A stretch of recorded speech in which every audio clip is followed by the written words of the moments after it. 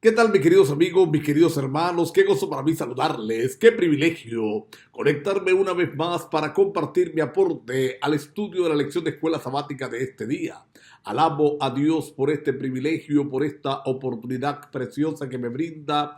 Le pido que sea de bendición, de inspiración, de motivación, pero sobre todo de utilidad para cada amigo, cada amiga que se acerca al canal, que juntos encontremos cada una de las enseñanzas que el Señor ha preparado para nosotros en este día, y no solamente las encontremos, sino que las entendamos, las internalicemos y las pongamos en práctica para honra y gloria de nuestro Dios. Estamos en la novena lección de este primer trimestre del año 2026.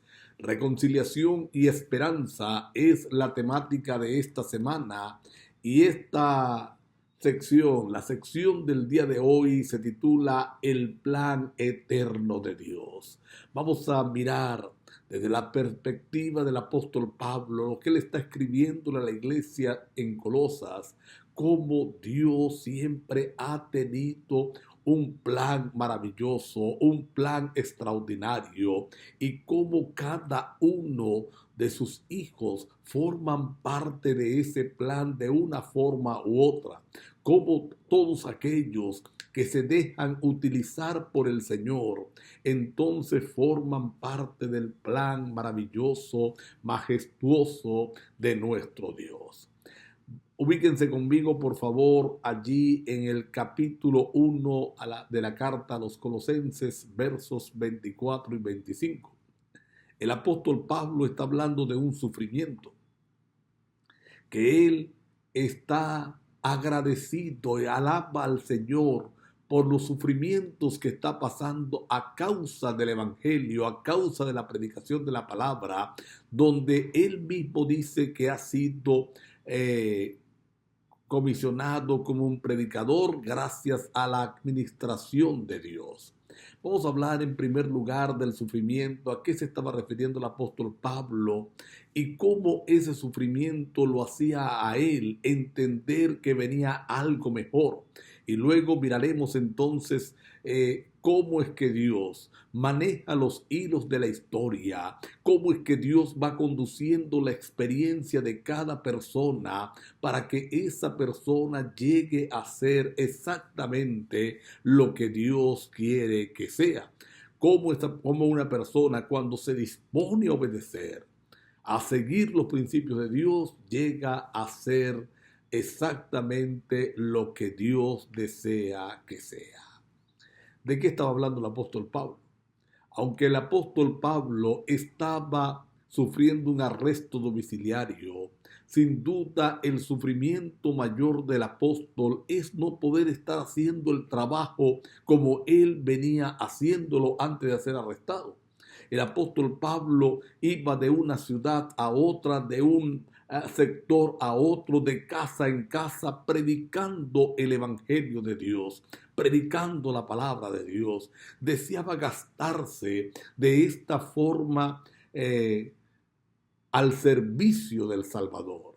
Sin embargo, ahora estaba preso, ahora estaba allí en una cárcel, en una casa que tenía casa por cárcel, y no podía hacer ese trabajo extraordinario. Pero mira cómo trabaja el plan de Dios. Mira cómo Dios no deja nada al azar, cómo Dios no deja nada suelto, cómo Dios va entrelazando los hilos para construir la historia que Él desea construir.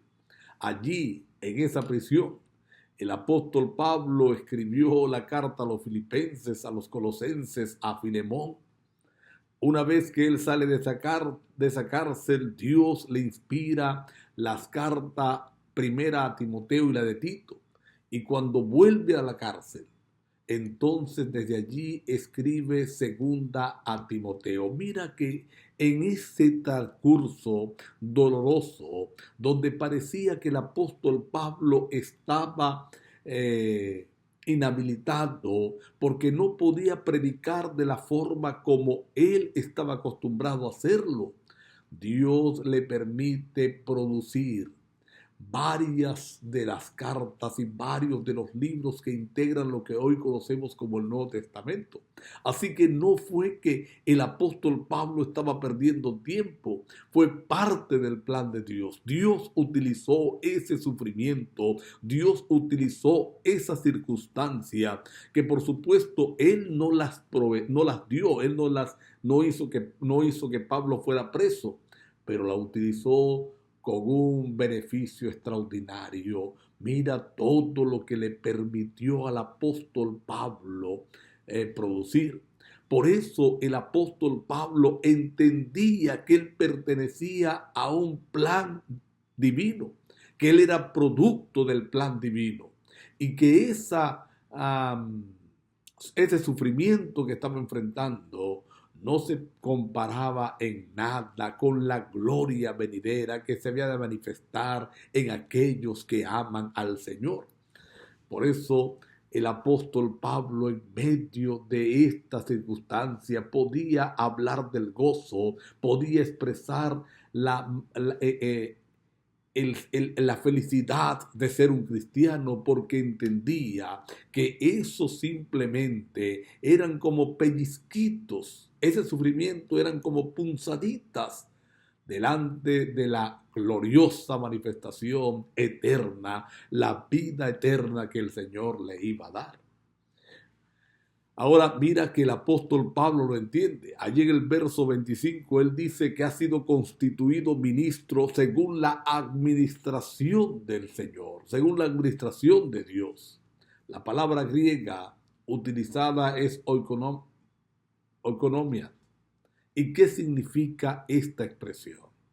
Esta expresión significa que Dios dirige la historia, significa que Dios tiene el control, significa que todo sucede porque Dios tiene un propósito para cada ser humano. Él entendió que su ministerio no era un fin en sí mismo. Él era parte de una historia superior, de una historia que trascendía. Mira qué interesante, porque hay otros casos en la Biblia donde nosotros podemos estudiar esto. José al principio no lograba entender lo que estaba ocurriendo, por qué Dios le permitía pasar por aquellos momentos tan dolorosos, pero lo estaba preparando para algo superior, lo estaba preparando para algo extraordinario. El Ruth, Job, muchos otros personajes en la Biblia.